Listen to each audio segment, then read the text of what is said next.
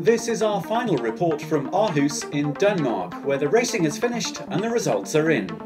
Conditions have been superb and all 250 competitors from 60 nations have enjoyed a sparkling regatta.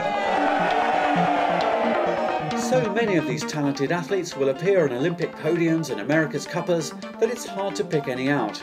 But Cypriot Pavlos Kontidis has achieved an incredible first in the 38-year history of this event by becoming the only sailor to win the single-handed boys class twice. This is really amazing. Like Cyprus is a very small country, and having two guys in the top of the world says everything.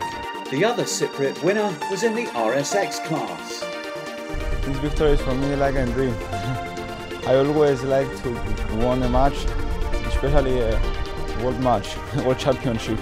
While the girls' RSX winner was Italian Laura Lenares.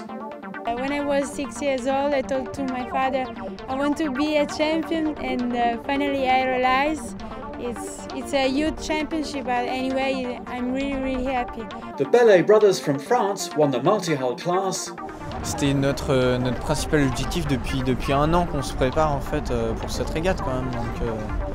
Donc c'est sûr qu'on est content que tous nos entraînements s'aient servi à quelque chose. And another second-time winner was Gabrielle King from Australia in the single-handed girls class. A truly outstanding result. Yeah, it's just been a terrific event, strong competition, and they've sure made me work hard to win this. But no, it's wonderful to win it a second time around, and I'm just absolutely thrilled. The British team picked up the prestigious Volvo Youth Trophy for overall performance, not least due to the Peters family helming their 29ers to class victories with crewmates Ed Fitzgerald and Claire Lasco. And it's fantastic as well that we've won the Volvo Trophy, Team GBR, for the first time since like 1995 or something. So that's really, we're really pleased with that. I mean, it's just a dream come true. It's just absolutely amazing. It's fantastic to finish on top, and it's great that my sister obviously won the girls as well. And just with the team winning the Volvo Trophy, that just tops off the whole lot. It's just brilliant. Before we play out with some of the highlights, we're giving the final word to international coach Jim Saltonstall, retiring this year. We asked Jim to distill 30 years coaching into one piece of advice to young sailors everywhere.